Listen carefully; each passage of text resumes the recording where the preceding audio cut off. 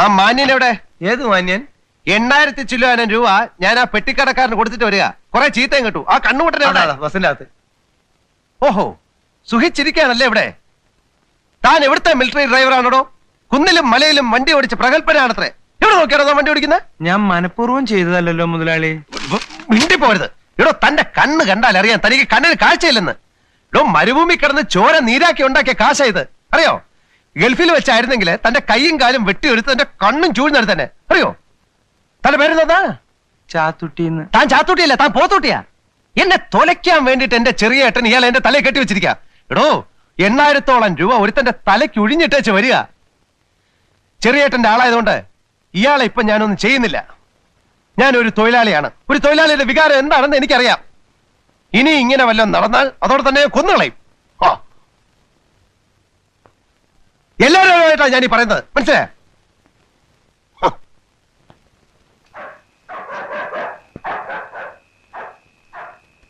Uncle, രണ്ടുപേരും അങ്കിളിനെ കാണാൻ വന്നിരിക്കുന്നു. ആരാ? ആരെന്നറിയില്ല. ബസിന്റെ പാസിനായിരിക്കും. മരെ കൊണ്ട് തോറ്റു. ആരാ? ഗൾഫ് മോട്ടോഴ്സിന്റെ ഓണർ അല്ലേ? അതെ. പാസിന്റെ കാര്യത്തിനാണെങ്കിൽ ഓഫീസിൽ വരണം. പാസോ? പാസിന് വേണ്ടി ഓണർമാരെ ഞങ്ങൾ ഇന്ന് കാണാറില്ല. ഓണർമാർ ഞങ്ങൾ അന്വേഷിക്കാറുള്ളൂ. ഒന്ന് ഇറങ്ങി വരണം മിസ്റ്റർ. ഇറങ്ങി വരാനോ? ഓഹോ.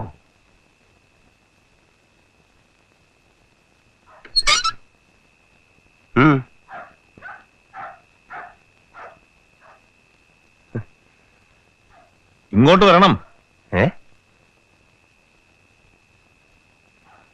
ഗൾഫിലായിരുന്നല്ലേ? അതെ. ആ, അതുകൊണ്ട് ചിലപ്പോ പ്രഭാകരൻ സാറിനെ പറ്റി കേട്ട് കാണില്ല. KBTUവിന്റെ താലൂക്ക് സെക്രട്ടറി. KBTU എന്ന് വെച്ചാ? കേരള ബസ് തൊഴിലാളി യൂണിയൻ. ഓഹോ.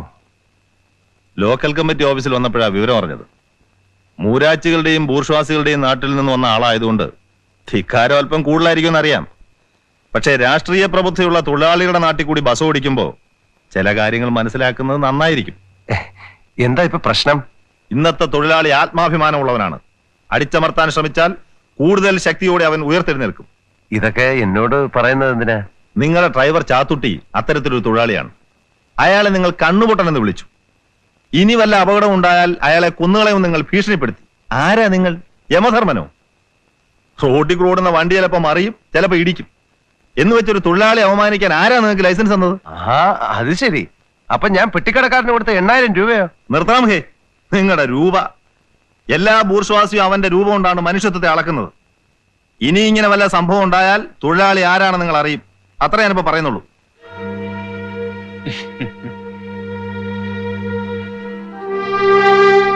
ആരെ നീ ഇപ്പൊ അവമാനിച്ചത്? എന്താ എനിക്ക് എന്റെ ആവശ്യം? നേതാക്കന്മാരെ വെറുപ്പിച്ച അവന് ബസ്സോടില്ല. മന്ത്രിമാര് പോലും പേടിക്കുന്ന തൊഴിലാളി നേതാവാ പ്രഭാകരൻ. ചേട്ടൻ എന്തറിഞ്ഞിട്ടായി പറയുന്നത്? ബസ് കയറ്റി കട പൊളിച്ചതിന് 8000 രൂപ കൊടുത്തത് ഞാനാ. അതിന് ഞാൻ ആ ഡ്രൈവറെ ഒന്ന് ദേഷ്യപ്പെട്ടു പോയി. അതാ കുഴപ്പം. തൊഴിലാളികളുടെ കാല് പിടിച്ചിട്ടാണ് ഞാൻ ഹോട്ടൽ നടത്തുന്നത്. നമുക്ക് ദേഷ്യം വരരുത്. അഥവാ ദേഷ്യം വന്നാൽ തന്നെ അത് പ്രകടിപ്പിക്കരുത്. മനസ്സിൽ എത്ര ദേഷ്യം ഉണ്ടെങ്കിലും ചിരിച്ച മുഖത്തോടു കൂടി വേണം ഇപ്പോഴത്തെ തൊഴിലാളിയോട് സംസാരിക്കാൻ. മനസ്സിലായോ?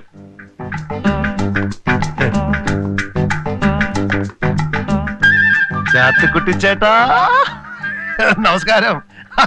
പിന്നെ എന്തൊക്കെയുണ്ട് ചാത്തുക്കുട്ടി ചേട്ടാ പേപ്പറിൽ വിശേഷങ്ങള്? ചാത്തുക്കുട്ടി ചേട്ടൻ രാവിലെ എന്ത് കഴിച്ചു? ഇത്രയും ദിവസമായിട്ട് ചാത്തുക്കുട്ടി ചേട്ടന്റെ വീട്ടിൽ ആരൊക്കെ ഉണ്ട് എന്ന് ഞാൻ അന്വേഷിച്ചിട്ടില്ല. പിന്നെ ആരൊക്കെ ഉണ്ട്? എത്ര കുട്ടികളുണ്ട്? എന്താ കുട്ടികളെയൊക്കെ കൊണ്ടുവരാത്തത്? അവര് ബസ്സിൽ കയറി ഫ്രീ ആയിട്ട് അങ്ങോട്ടും ഇങ്ങോട്ടും ഒക്കെ സഞ്ചരിക്കട്ടെ. ഹംസ, വത്സ, എന്തൊക്കെയുണ്ട്? പിന്നെ നിങ്ങളുടെ ഊണ്, കാപ്പി, ചായ ഇതിനെ കുറിച്ചൊന്നും ഞാൻ ഇതുവരെ അന്വേഷിച്ചിട്ടില്ല. സമയമില്ലാത്തതുകൊണ്ടാണ് വേറെ വിചാരിക്കരുത്. ഞാനൊരു കാര്യം ചെയ്യാം. നാളെ മുതൽ നല്ല മനോഹരമായ ഊണ് ഒരു കാരിയറിലാക്കി കൊണ്ടുവരാം. നിങ്ങളുടെ എന്ത് പ്രശ്നവും പ്രോബ്ലംസും എന്നോട് സംസാരിക്കാം. ഏത് കാര്യവും സ്വതന്ത്രമായിട്ട് ഡിസ്കസ് ചെയ്യാം. നിങ്ങളെ ദയവ് ചെയ്ത് എന്നെ ഒരു മുതലാളിയായിട്ട് കാണട്ടെ. അയ്യോ, അത് പറ്റില്ല. മുതലാളി ഞങ്ങളുടെ ദൈവമല്ലേ. എന്റെ അച്ഛൻ ചോദിച്ചു മുതലാളിയുടെ ഒരു ഫോട്ടോ എന്തിന് വീട്ടിൽ തൂക്കാൻ. അയ്യോ, നമ്മളൊക്കെ ഒന്ന് മനസ്സിലാക്കണം. അതായത് ഈ സർവ്വരാജ്യ തൊഴിലാളികളെ സംഘടിക്കുവിൻ എന്ന് ആരാ പറഞ്ഞത്? ആരാ പറഞ്ഞിട്ടുണ്ട്? അത് സമയമായിട്ടും പോകാത്തെന്താ? അയ്യോ സോറി കേട്ടോ. അയ്യോ, ഞാൻ നിങ്ങളെയൊക്കെ ഡിസ്റ്റർബ് ചെയ്യായിരുന്നു അല്ലേ? അപ്പം പിന്നെ ഇത് പിന്നെ വായിച്ചാ പോരെ? ഞാൻ വെച്ചോളാം എന്നാട്ടെ. ഓക്കെ, കയറിയാട്ടെ. ചെട്ടിക്കാവ് ചെട്ടിക്കാവ് ചെട്ടിക്കാവ് അമ്പലക്കടവ് ചെട്ടിക്കാവ് അമ്പലക്കടവ് ചെട്ടിക്കാവ് അമ്പലക്കടവ് ചെട്ടിക്കാവ് ചെട്ടിക്കാവ് അമ്പലക്കടവ് ചെട്ടിക്കാവ് അമ്പലക്കടവ്.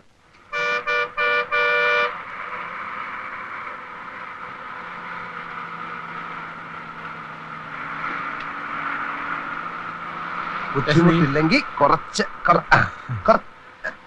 മതി. മുതലാളിയാ.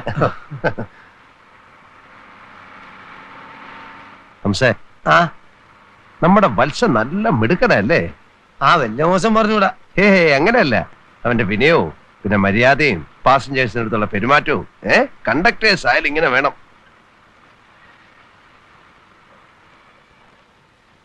അല്ല പുള്ളി ബ്രേക്ക് ഇൻസ്പെക്ടർ. അത് നമ്മുടെ ബ്രേക്കിന് കുഴപ്പമൊന്നുമില്ലല്ലോ.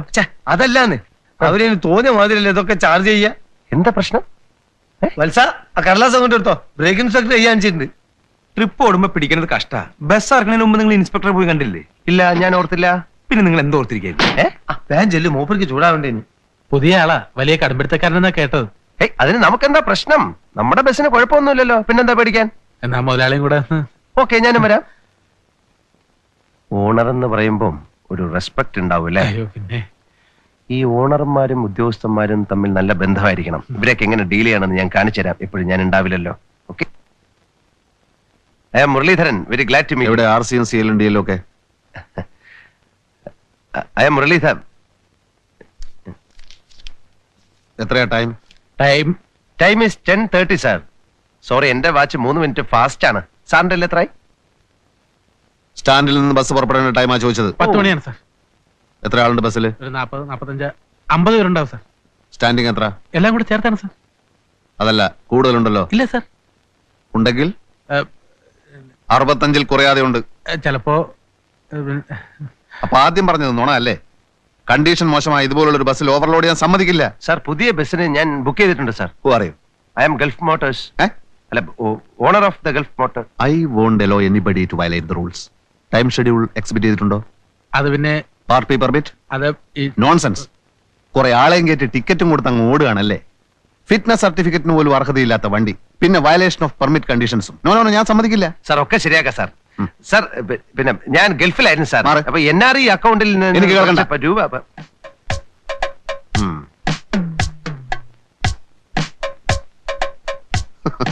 ടയറൊന്നും റീസോൾവ് ചെയ്തിട്ടില്ല. ഇങ്ങനൊരു വണ്ടി ഓടിയിട്ട് ഇപ്പൊ ഒരു കാര്യമില്ല. ഫസ്റ്റ് എയ്ഡ് ബോക്സിൽ മെഡിസിൻസ് ഉണ്ടോ? ഉണ്ട് സാർ. നല്ല വില കൂടിയ മരുന്നുകൾ വാങ്ങിക്കാൻ ഞാൻ പറഞ്ഞിട്ടുണ്ട് അല്ലേ? Let me see it. മുറിവിൽ മരുന്ന് പറ്റണം. ഏ? രൂപയ്ക്കാ 50-100 കൊടുത്ത് ഒഴിവാക്ക്. ഇല്ലെങ്കിൽ തൊട്ടതിനും പിടിച്ചതിനൊക്കെ ചാർജ് ചെയ്യും. കണ്ടക്ടർ, സാർ, ഇൻസ്പെക്ടർ ലേശം നീങ്ങ്. ഫസ്റ്റ് എയ്ഡ് ബോക്സ് തുറക്കൂ. സാർ, മെഡിസിൻ കാണും സാർ. തുറക്കാനാ പറഞ്ഞത്.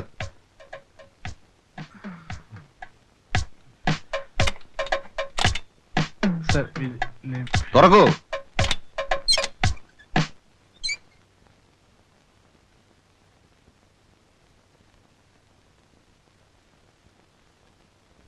ഇതാണോ തന്റെ മെഡിസിൻസ്? സാർ, ഇതാണോ തന്റെ മെഡിസിൻസ്? സാർ, അതെ സാർ, തൽക്കാലം ഒരു ആക്സിഡന്റ് ഉണ്ടാവുമ്പോ വാങ്ങിച്ചു വെക്കാന്ന് കരുതിയാ. തൽക്കാലം സാർ ഇത് വെക്കണം. പോരെങ്കിൽ ഞാൻ സാറിനെ വീട്ടിൽ വന്ന് കാണാം സാർ. Please please. എന്താണോ ഇത്?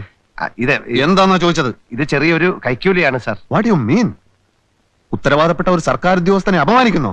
It is an insult to all government officials. It is an insult to my department. My dear man, I am not going to leave you. Sir, sir, ഞാൻ Conductor, sir, this vehicle shall not be used in a public place until the vehicle has been passed as fit for use by the authority competent. Okay? Sir, ആളുകൾ ഇറക്കി വിട്ടോളൂ. Take this vehicle to my office at a speed not exceeding 15 kilometers per hour. ഞാൻ നിങ്ങളുടെ fitness certificate cancel ചെയ്യാം. ഒരു അബദ്ധം I പറ്റിപ്പോയതാണ്. don't want to talk to you. I won't allow anybody to violate the rules. Come on. മറ്റു ചാർജുകൾ എഴുതരാം. Come on.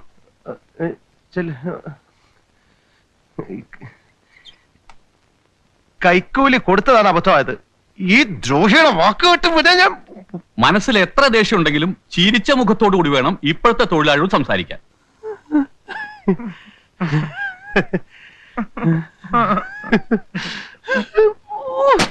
Oh